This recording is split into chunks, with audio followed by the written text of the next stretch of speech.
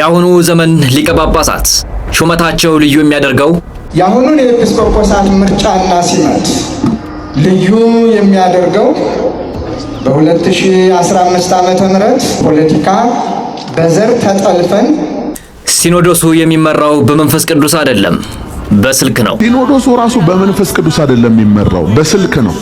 በዓለም ላይ ደፋሩ ሰው ማን ነው? መናፍቅን ደፋር ነው። መቤታችን አትቀራቸው፣ መላእክት አይቀሯቸው፣ ነቢያት አይቀሯቸው፣ ሐዋርያት አይቀሯቸው፣ ትልልቅ አባቶች አይቀሩ። ዝም ብሎ ምንፍቅና ይውላችሁ ድንቁርናና ከሃዲነት ደፋር ነው የሚያደርገው።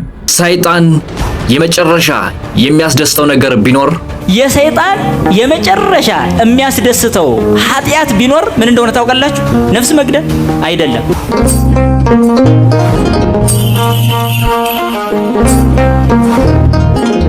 ሰላም የተከበራችሁ ክቡራትና ክቡራን የልበ አምላክ ሚዲያ ቤተሰቦች፣ በዓለም ላይ ያላችሁ ኦርቶዶክሳውያን ሰላም እግዚአብሔር በያላችሁበት የዓለም ክፍል ሁሉ ይሁን። እንዴት ናችሁ? ሁሉ አማን ነው ወይ? ዛሬም እንግዲህ የኢትዮጵያ ኦርቶዶክስ ተዋሕዶ ቤተክርስቲያንን ይሻሉ ይመለከታሉ ያልናቸውን መረጃዎች ወደ እናንተ ዘንድ መጥተናል። እስከ መጨረሻው ድረስ አብራችሁን ቆዩ። ቻናላችንን ሰብስክራይብ፣ ላይክ ማድረጋችሁን አትርሱ። ለወንድሞች እህቶች ጋብዙልን እያልን ዛሬ ከምናያቸው ቪዲዮዎች መካከል እንግዲህ መግቢያው ላይ እንደተመለከታችሁት እነዚህን የምንመለከት ነው የሚሆነው። ወደ መጀመሪያው ቪዲዮ ስወስዳችሁ እንግዲህ በኢትዮጵያ ኦርቶዶክስ ተዋሕዶ ቤተክርስቲያን ሲጨበጨብለት ሲዘመርለት የነበረው በሃይሉክስ እና በቪኤት ሲመላለስ የነበረው በጋሻው መጣ ሲባል ኦርቶዶክስ ሰው ማክበር ታውቃለችና ስታከብረው የነበረው ሰውዬ ዛሬ የኢትዮጵያ ኦርቶዶክስ ተዋሕዶ ቤተክርስቲያን አናቷ ላይ ወጥቶ እጅግ ተጃጅሎ ወርዶ ያለ ሰው ነው ማሳያችሁ። በጋሻው ነው። ስለ ጵጵስና ቅዱስ ሲኖዶስ የሚመራው በስልክ ነው እንጂ በቅዱስ ሲኖዶስ በመንፈስ ቅዱስ አይደለም የሚመራው ብሎ ተናግሮ እንግዲህ የብዙዎችን በብዙዎች ዘንድ ተደማጭነት አለኝ ብሎ ስለሚያስብ በኢትዮጵያ ኦርቶዶክስ ተዋሕዶ ቤተክርስቲያን ውስጥ ያሉ አንዳንድ አባቶች አባት ነን የሚሉ ቤተክርስቲያኗን የሚያሰድቡ ቤተክርስቲያን ዝቅ የሚያደርጉ ታላላቅ አባቶች ናቸው ብለን ስንጠብቃቸው እነሱ ግን እጅግ ወርደው በስልክ የሚነጋገሩ ከመንፈስ ቅዱስ ጋር ይነጋገራሉ ተብሎ የሚጠበቁ ሰዎች ልብስ ብቻ የሆኑ አባቶች አሉና እነሱን ሲናገር እንግዲህ አንዳንዴ የኢትዮጵያ ኦርቶዶክስ ተዋሕዶ ቤተክርስቲያን ክብሯን ዝቅ ያደረግን መስሏቸው ራሳቸው ዝቅ የሚሉ አሉ። ከነዚህ መካከል ደግሞ በጋሻው ነው። እስኪ በጋሻው ያለውን መጀመሪያ ላሳያችሁ። ሲኖዶሱ ራሱ በመንፈስ ቅዱስ አይደለም የሚመራው፣ በስልክ ነው። በስልክ ነው። አትሰበሰቡም? የሆነ ነገር አታረጉም? እንግዲህ ቅዱስ ሲኖዶስ የሚሰበሰበውን በስልክ ነው። አትሰበሰቡም ወይ? እንደዚህ እየተደረገ ነው ተብሎ የሚሰበሰቡት በስልክ ነው። መንፈስ ቅዱስ ሰብስቧቸው አይደለም። መንፈስ ቅዱስ ያለ ከኛ ቤት ነው። ኢየሱስ ያለ ከኛ ቤት ነው። ስብከት ያለ ከኛ ቤት ነው። ትምህርት ያለ ከኛ ቤት ነው።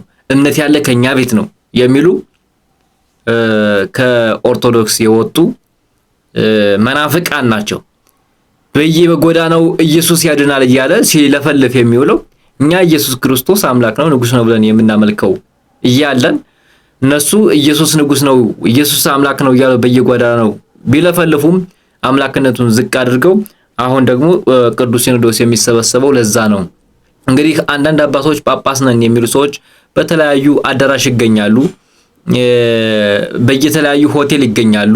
ከዛ አንፃር ነው ይሄም እየተደረገ ያለው።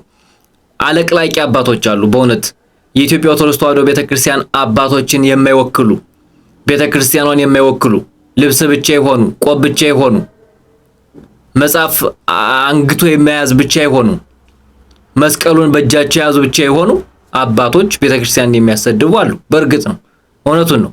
አንዳንዴ ክብራቸውን መጠበቅም ያስፈልጋል። በማይጠበቅ ደረጃ ጳጳስ ወርዶ ስታየው አንተ ከዛ ጳጳስ ምን ትማራለህ? አባትህ አራያህ ማን ነው? አራያችን ኢየሱስ ክርስቶስ ሆኖ እያለ እነሱ ደግሞ የሱን መከራ የሱን ስቃይ ተቀብለናል ብለው ጥቁር ማቅ ለብሰው፣ ማቅ መልበስ አንዱ ትርጉሙ እሱ ነው። እኛ ደግሞ እነሱን እያየን አባቶቻችሁን ተከተሉ፣ ወንድሞቻችሁን ውደዱ እንዳለ እኛም እነሱን ስንከተል እነሱ ገደል የሚገቡ ከሆነ ማንን ነው የምንከተለው? ስለዚህ ከዚህ አንፃር ነው አንዳንድ አባቶችን እኛ እየተናገርን ያለ ነው እንጂ ወደን አይደለም። ነገር ግን ርዕሰ ሊቃውንት አባ ገብረ ኪዳን ግርማ ደግሞ እንዲህ ሲሉ መልሰዋል። ዝንብ በጣም ደፋር ናት። እኛ ጫማውን የምንስመውን ጳጳስ እሷ እቆቡ ላይ ቁጭ ትላለች።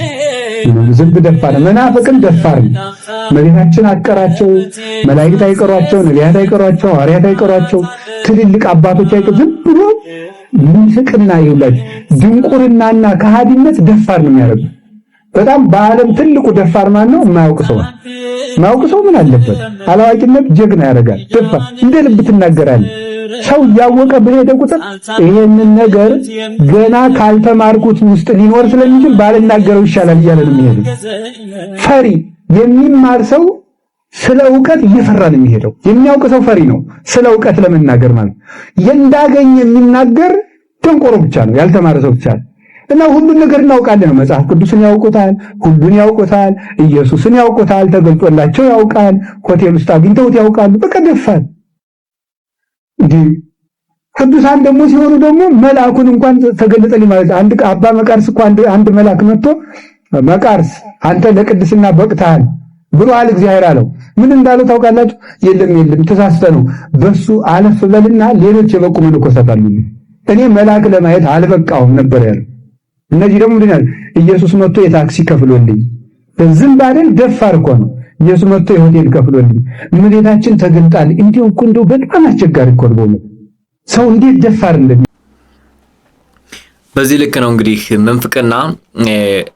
ዕውቀት ከሌለህ ለመመንፈቅ ቀላል ነው፣ ለመናገር ቀላል ነው። አባታችን እንዳሉት የእግዚአብሔርን ቃል የሚያውቅ ሰው ፈሪ ነው፣ ክብር አለው።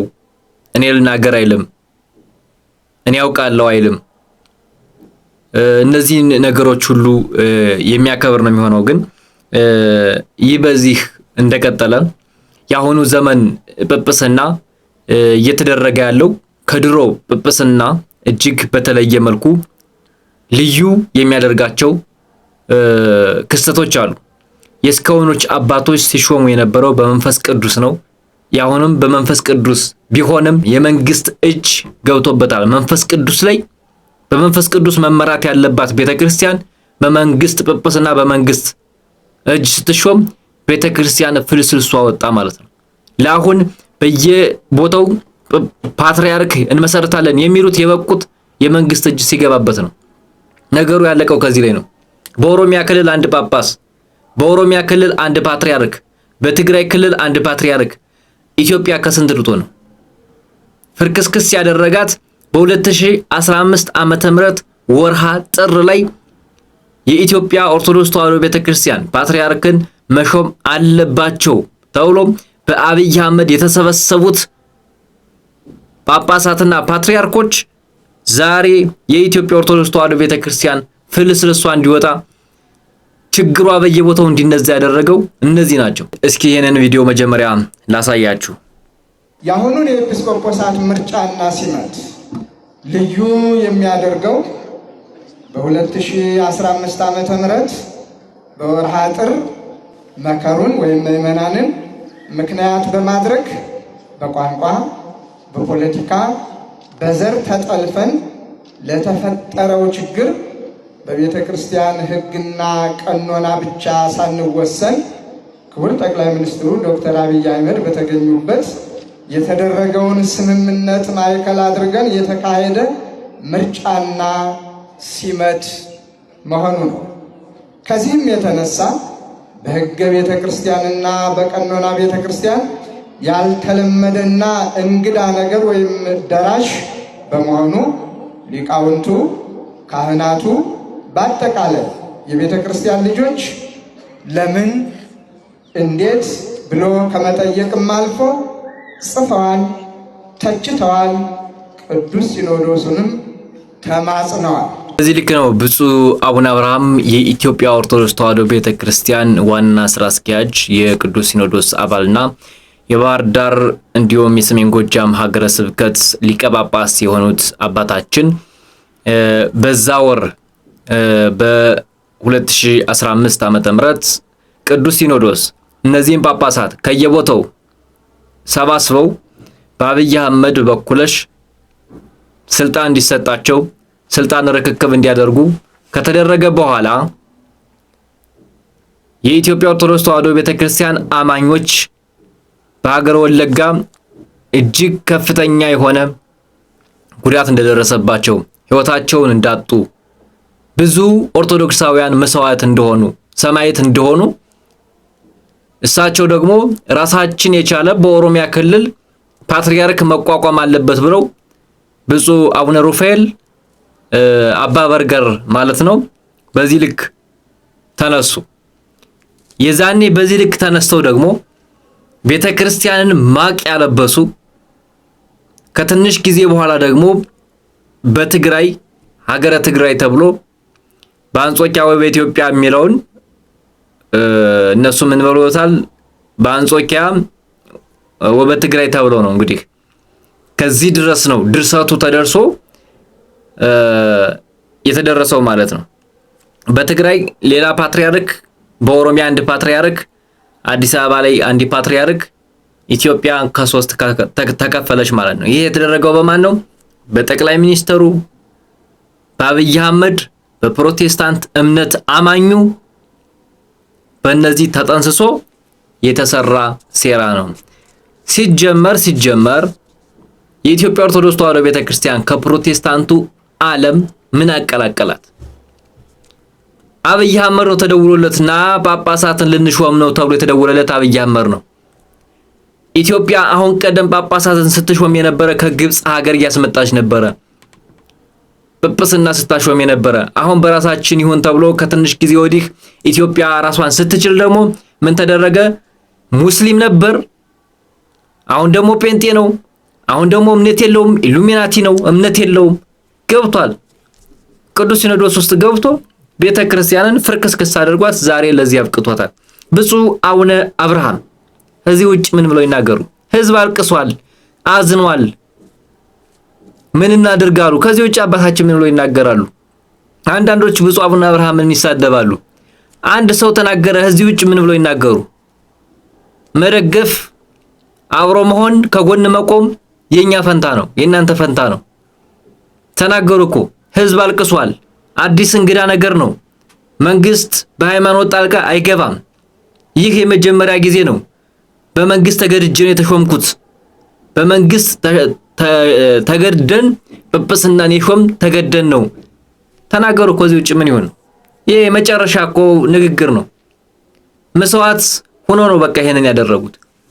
ለዚህ ነው አሁንም እሳቸው ስራ እንዲለቁ የተለያየ ሪፖርት የሚደረግባቸው በዚህ ሴራ ነው። የአዲስ አበባ ሀገረ ስብከት ሊቀ ጳጳስ የሆኑትን የተለያየ አጀንዳ እየተፈጠረ አባ በርገር እንዲገቡበት የሚደረገው በዛ ነው። ብፁዕ አቡነ ሄኖክ እየተደረገባቸው ያለ ሴራ በዚህ ነው። አዲስ አበባ ላይ የተሰራ ፕሮጀክት እንደዚህ ለው ሲያናገሩ ብፁዕ አቡነ በርገር ደግሞ አቡነ ሩፋኤል ተብለው የሚጠሩት ማለት ነው እንደዚህ አይነት ሪፖርት እያቀረቡ ነው የሚገኙት። ስራ ያጸድቃል። እምነት ያለ ስራ ከንቱ ነው፣ ያለ እምነት ደግሞ ስራ ከንቱ ነው ብለን እናምናለን። በፕሮቴስታንቱ ዓለም ያለ እምነት ስራ ከንቱ ነው ይላል። ነገር ግን ደግሞ እንደዚህ ስል ትመለከተዋለህ።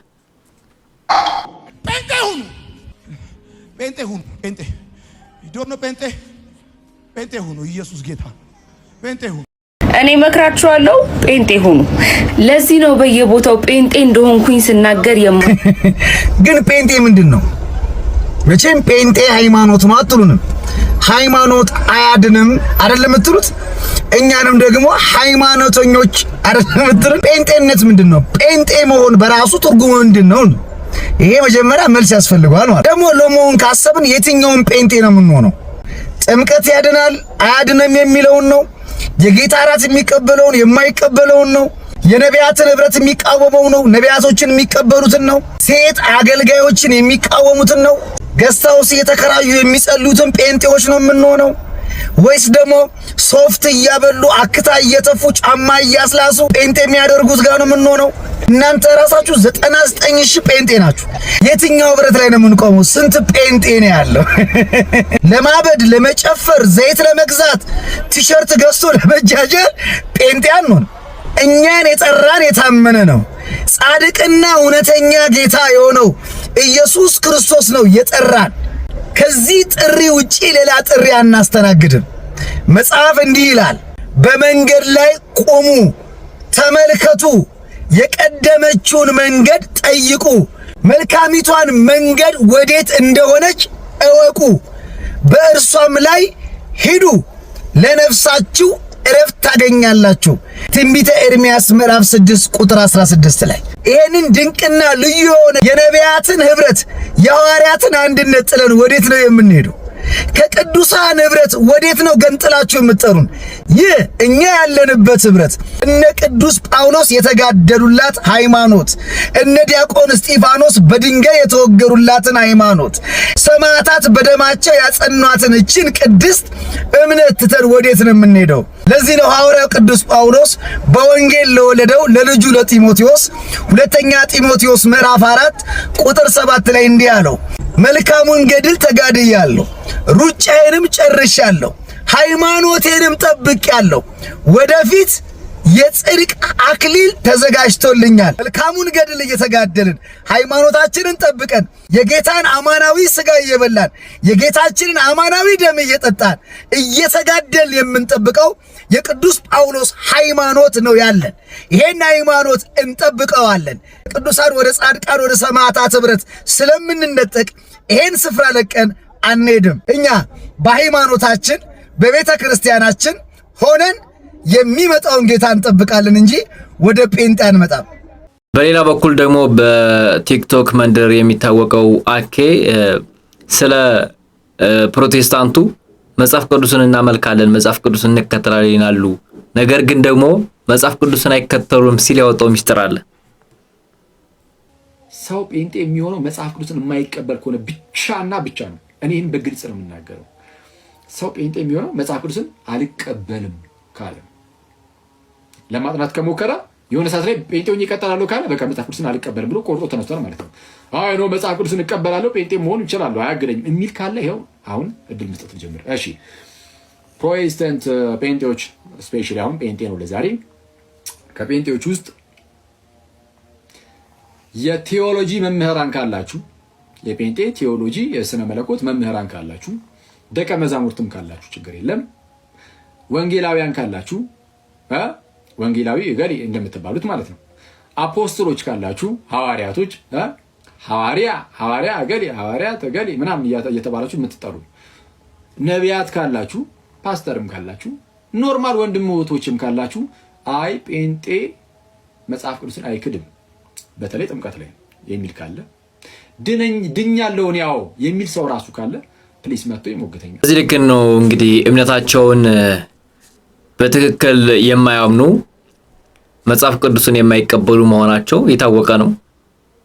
መጠመቅ አያስፈልግም ይላል መጽሐፍ ቅዱስ፣ ግን ያላመነ ያልተጠመቀ የዘላለም ሕይወት አያገኝም ይላል ማርቆስ 16:16 ላይ።